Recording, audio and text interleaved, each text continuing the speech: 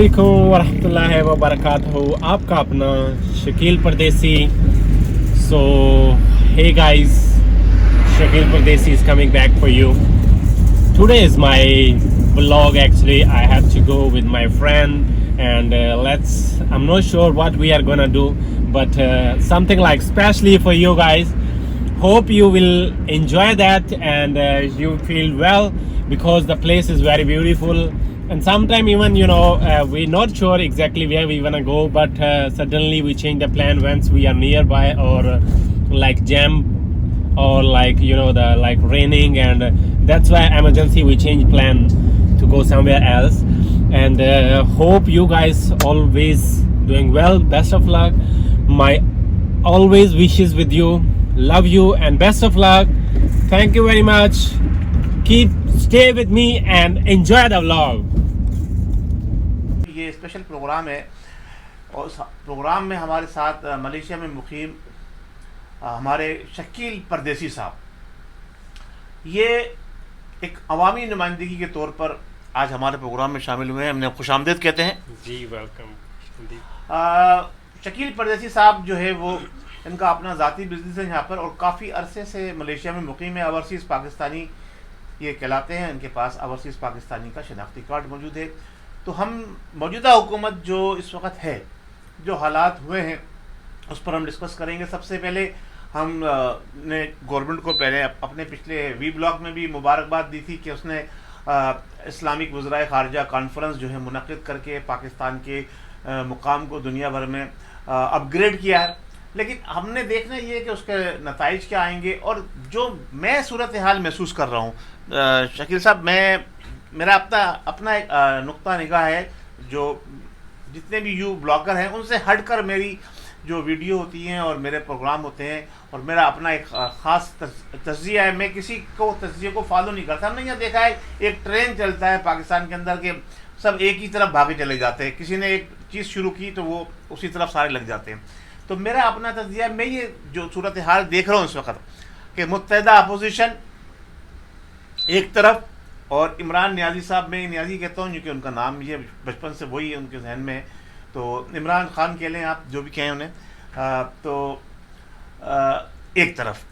اب اگر یہ لڑائی شروع ہو جاتی ہے، جو صورتحال نظر آ رہی ہے کہ اسپیکر کو وہ کہہ رہے ہیں جناب اسپیکر نے جناب علی وہ قانون کی پاسداری نہیں کی، اسپیکر جو ہے وہ طرفداری کر رہے ہیں، حکومت کا ساتھ دے رہے ہیں. اگر یہ ساری صورت کریٹ ہوتی ہے تو میری نگاہ میں ملک جو ہے وہ ایمرجنسی کی طرف جا رہا ہے. اگر ملک کے اندر خدا نہ خواستہ ایمرجنسی لاگو ہو جاتی ہے تو اس صورتحال کے اندر اوورسیز پاکستانی پہ اس کا کیا اثر پڑے گا، اور ہمارے ملک پر اس کا کیا اثر پڑے گا. کیا ملک اس چیز کا متحمل ہو سکتا ہے؟ آپ کا اپنا نقطہ نگاہ کیا ہے اس حوالے سے؟ جو عمران صاحب کی حکومت آئی ہے، اس کو 4 سال تقریباً کمپلیٹ ہو گئے ہیں. اگر ہم ماضی، حال اور مستقبل کی بات کریں تو ماضی کی جو حکومتیں ہیں انہوں نے کیا اوورسیز پاکستانیوں کو دیا، اور موجودہ حکومت نے کیا دیا، اس پر آپ کیا کہنا چاہتے ہیں، کیا بتانا چاہتے ہیں؟ بسم اللہ الرحمن الرحیم. السلام علیکم میرے پاکستانی بھائیوں. ہمارا اصل میں مقصد ملک سے باہر آنا، پیسہ کمانا ہے. ٹھیک ہے، باہر میں ہم آتے ہیں مزدوری کمانے کے لیے. تو میں تقریباً 10 سال سے ملیشیا میں ہوں. جی.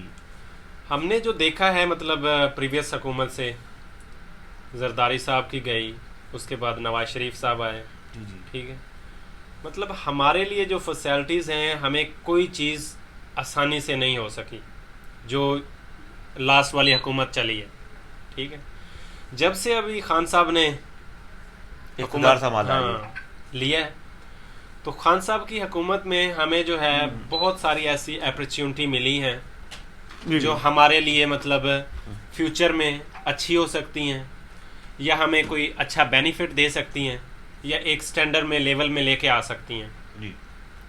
جس میں ہمیں پراپرٹی خریدنے میں بہت ساری آسانیاں ملی ہیں پاکستان میں.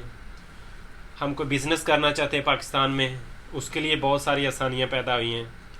مطلب یہاں بیٹھے بیٹھے آپ ملیشیا میں رہتے ہوئے، اوورسیز میں رہتے ہوئے پاکستان میں بھی اپنی پراپرٹی لے سکتے ہیں، پراپرٹی بائی کر سکتے ہیں، اور جو ہے کیا نام ہے کوئی بھی بزنس بھی اسٹارٹ کر سکتے ہیں. اور اس کے علاوہ جو ہے ہم مطلب کوئی بھی وہاں پہ سب سے بڑی بات ہے کہ پاسپورٹ کے حوالے سے بہت ساری مشکلات تھیں جب پہلے ہم پاسپورٹ بنواتے تھے. پاکستان جب خان صاحب نے اقتدار لیا ہے, خان صاحب آئے ہیں, تو بہت ساری آسانیاں پیدا ہوئی ہیں CNIC میں, پاسپورٹ میں. پاسپورٹ کا اصول آسان ہو گیا ہے, آئی ڈی کارڈ آسان ہو گیا ہے. آئی ڈی کارڈ بہت زیادہ جو آسان ہو بنیادی گیا. ضرورت پاکستانیوں کی اوورسیز کی ہوتی ہے اس کے اوپر یہ توجہ دی گئی ہے موجودہ حکومت کی طرف سے. لیکن میرا جو سوال یہ ہے کہ دیکھیں, آپ نے یہ کہا کہ مستقبل میں بہت ہمیں آسانی ہو سکتی ہے, تو یہ آپ نے ابھی بتائی ہیں, یہ تو ہماری جو ہے حال کی آسانیاں ہیں کہ ہمیں فیوچر تو ہمارا جو ہے وہ ابھی آئے گا بعد میں.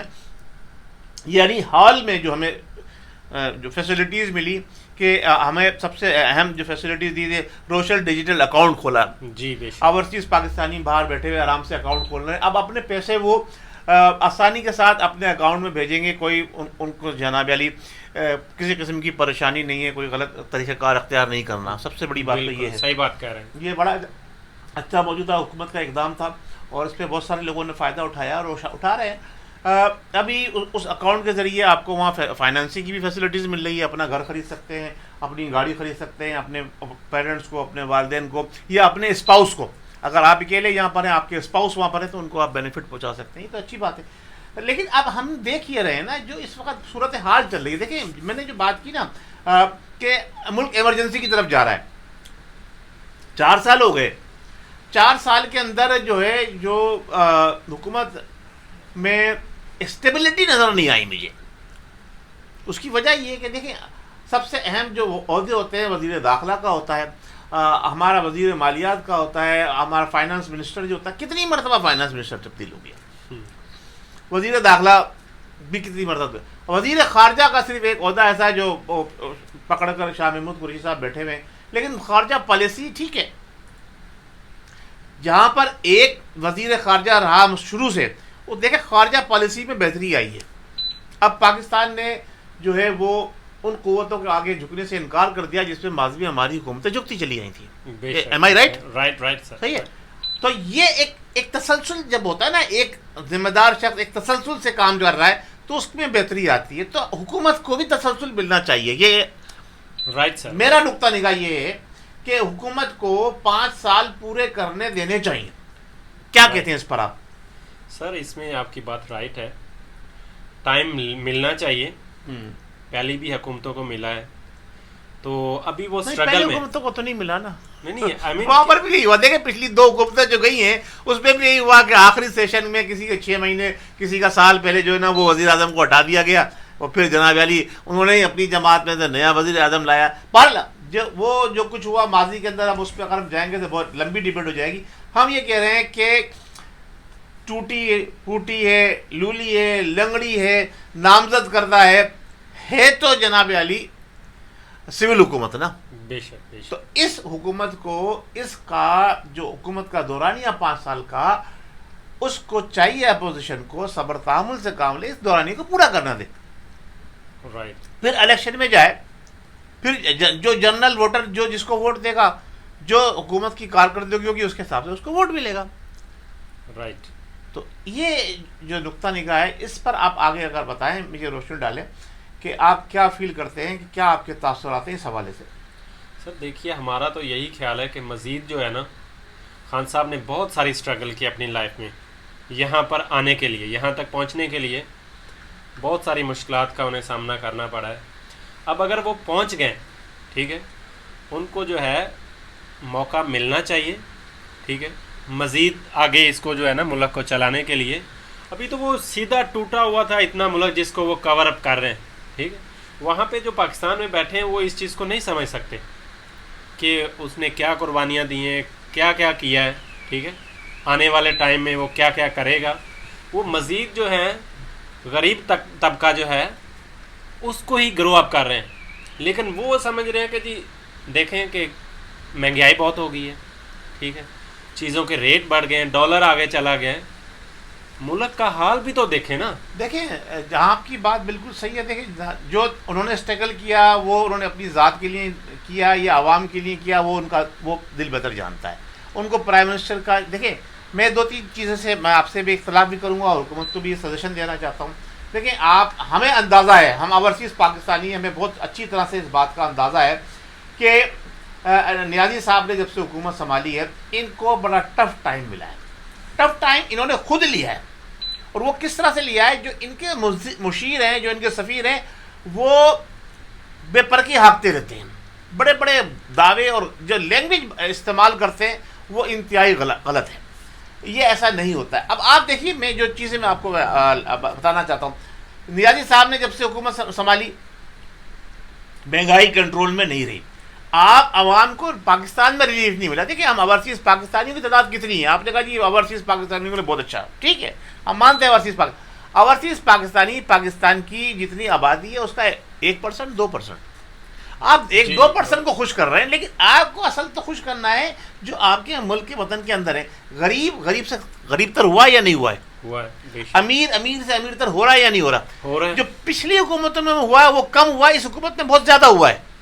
آپ دیکھ رہے ہیں اسکینڈل بھی آئے اس حکومت میں, حکومتی لوگوں کے خلاف اسکینڈل آئے, لیکن غریب کو ریلیف نہیں ملا ابھی تک. تو حکومت, اب آپ دیکھیے, میں یہ اس پوائنٹ کو بھی بتانا چاہتا ہوں آپ کو, آج تک حکومت کا کوئی نمائندہ, اور خاص طور سے وہ سارے لوگ سن لیں جو بڑے بڑے اینکر بیٹھے ہوئے ہیں, جو سیاسی جماعتوں کے رہنما بیٹھے ہوئے ہیں, وہ اس پوائنٹ کے اوپر نہیں آئے جس پوائنٹ پہ میں آپ کو لے کے آ رہا ہوں. ابھی ذرا غور سے توجہ سے سماعت فرمائیے, اور آپ بھی غور سے سنیے.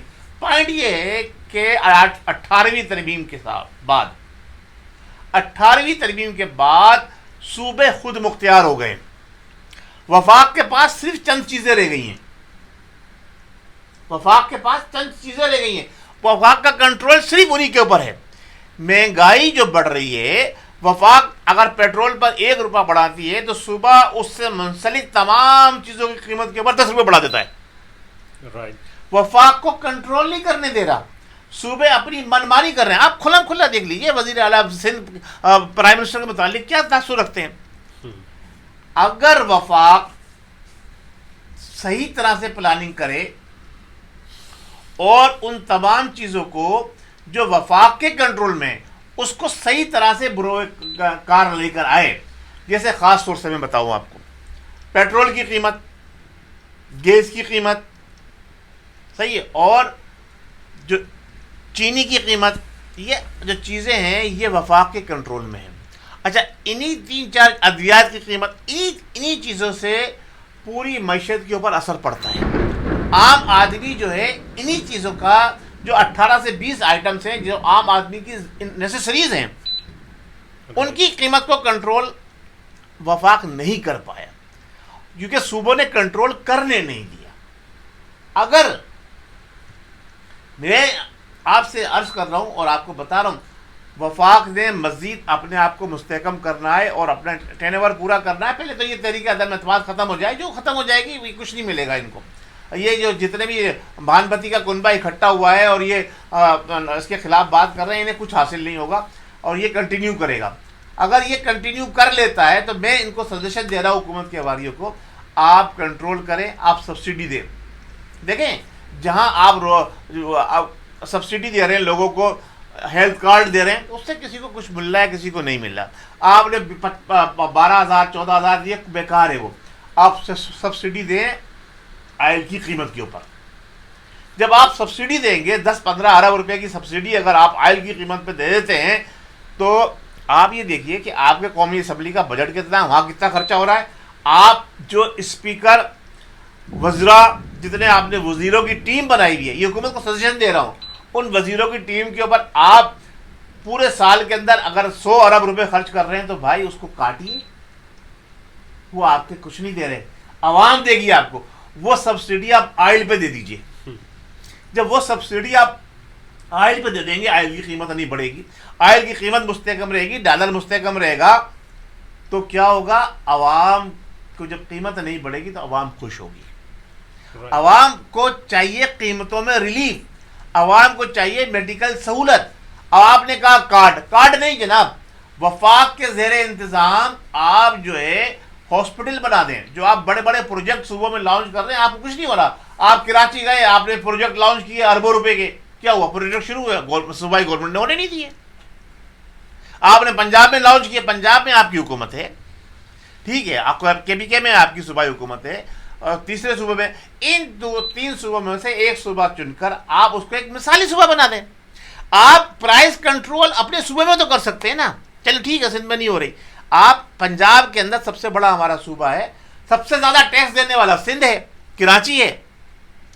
कराची को अगर आप माजी में ले जाएं और उसको वफाक के कंट्रोल में ले आए, मैं कहता हूं सारे मसले हल हो जाएंगे। देखिए सबसे ज्यादा टैक्स कौन देता है? पूरे पाकिस्तान का टैक्स एक तरफ है और कराची का टैक्स एक तरफ है। उसको आप सूबे के साथ, मरकज के साथ ज्वाइन करें, उसको वफाक का हिस्सा बनाएं। जैसे इस्लामाबाद वफाक का हिस्सा है, आपका टैक्स सारा वफाक में आएगा, बट फिर देखें आप अपने हिसाब से आप उसको लेके चले। ये अगर हुकूमत ये काम इकदाम कर लेती है, प्राइस कंट्रोल हो जाएगी। फिर तनख्वाहें जो हैं वो गरीब तबके की तनख्वाहें बढ़ाएं, उनको फैसिलिटीज़ दें। आप ये बताइए गाड़ी कितने की है टोयोटा? गाड़ी टोयोटा आई थिंक 30+ है, वरना 50-60 लाख की गाड़ी है। कभी कोई बोलता है गाड़ी इतनी महंगी हो गई, क्योंकि वो अमीर तबके का इस्तेमाल है।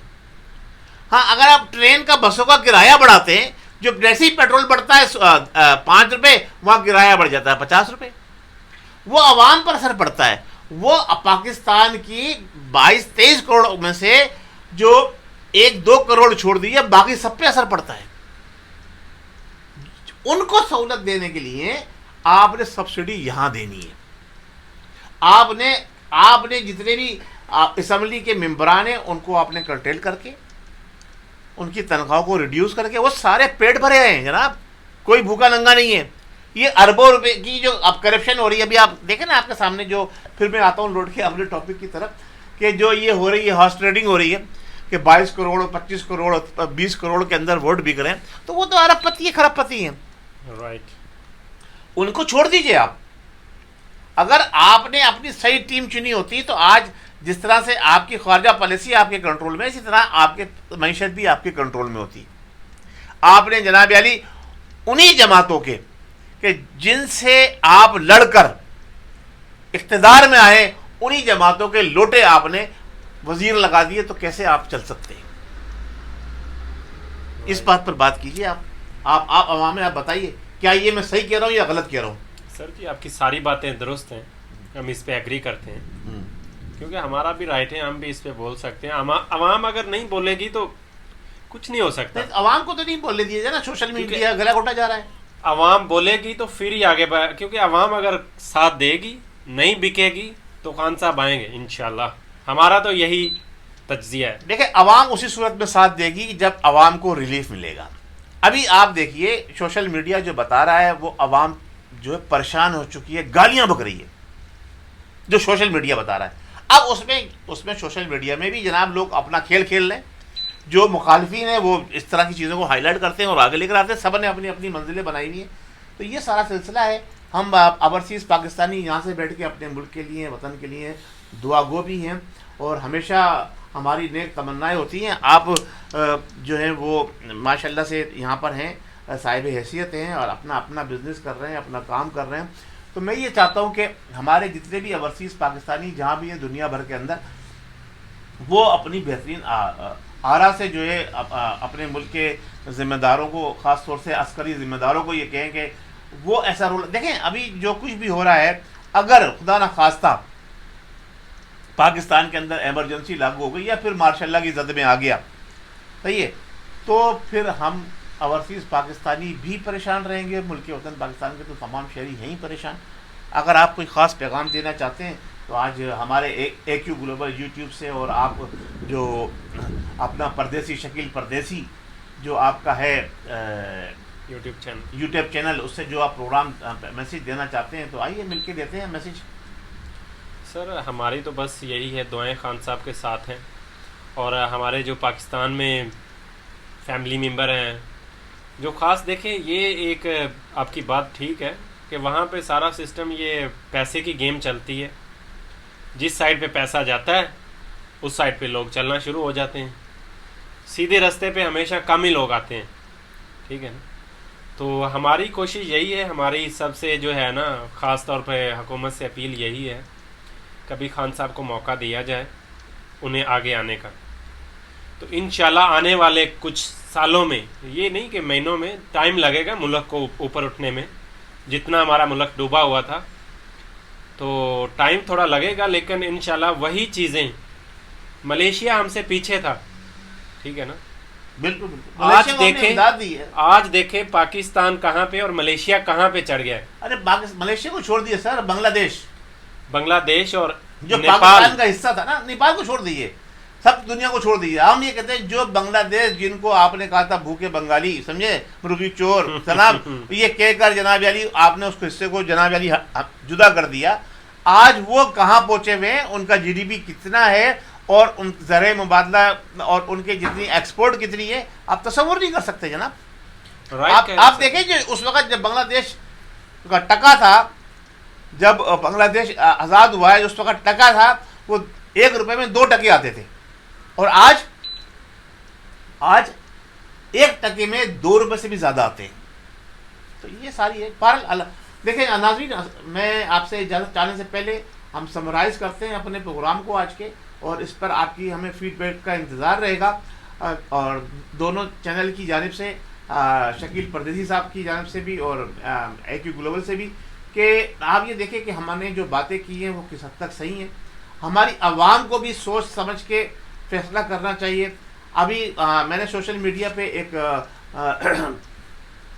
پوسٹ وائرل ہوتے دیکھیے کہ جناب علی عوام کا بھی ضمیر ہوتا ہے, اس کو بھی حق دیا جائے کہ وہ اپنے الیکٹرک ممبر جو ہے نا وہ اس کے خلاف عدم اعتماد کر سکے. جی جناب, میں بالکل یہ اس بات پر اتفاق کرتا ہوں. جس طرح سے الیکٹرک ممبرس کو جو ہے نا یہ اختیار ہے کہ وہ اپنی ہی جماعت کے خلاف جو ہے وہ ووٹ ڈال سکتے ہیں, اسی طرح سے عوام کو بھی اختیار ہونا چاہیے. لیکن میں یہ کہتا ہوں یہ اختیار عوام کے پاس ہی ہوتا ہے.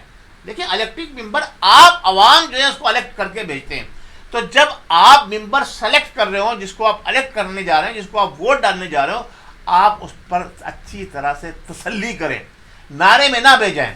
کبھی کوئی نعرہ لگتا ہے اس نعرے میں لوگ بھیج جاتے ہیں, کبھی کوئی نعرہ لگتا ہے اس نعرے میں. ہم بھائی سے مسلمان, ہم نے پاکستان لاکھوں جانوں کی قربانیوں دے کے حاصل کیا تھا. ہمیں یہ دیکھنا ہوگا کہ ہمارے لیے کون سچا رہبر ہو سکتا ہے, کون سچا رہنما ہو سکتا ہے, اور جو سچا رہبر اور رہنما ہو اس کو آپ ووٹ دیں, تو پھر آپ اس کی گرفت بھی رکھیں کہ بھائی ہم نے جو اپنا ووٹ دیا ہم نے ان نکات پہ دیا تھا, آپ نے اسمبلی میں جا کر اس پر بات کرنی ہے. عوام کو بھی حق حاصل ہونا چاہیے کہ وہ اپنے ایم این ایز, اپنے ایم پی ایس کے خلاف کمپین چلائے اگر وہ حق ادا نہیں کر رہے ہیں. بہت شکریہ, میں آپ کا بہت مشکور ہوں شکیل پردیسی صاحب کہ آپ نے میرے چینل کے لیے ٹائم نکالا, اور میں آپ کے چینل کے لیے بھی بات کر رہا ہوں. تو ہم دونوں مل کر یہ کوشش کریں گے کہ ملیشیا سے ہم پاکستان کو بہترین اپنی آرا سے نوازتے رہیں, اور انشاءاللہ تبارک و تعالیٰ پاکستان کی بقا, پاکستان کی سالمیت اور پاکستان کو پروان چڑھانے میں جو کردار جمہوری حکومت ادا کر سکتی ہے وہ کوئی اور نہیں سکتا. جمہور کو چلنے دیا جائے, جمہوریت کے تسلسل کو برقرار رکھا جائے, اور اس پہ حکومت جو اگر کوئی مارتا ہے تو ہم اس کے خلاف ہیں.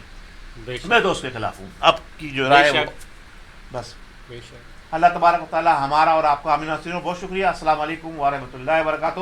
پاکستان زندہ باد, پاکستان زندہ زندہ باد.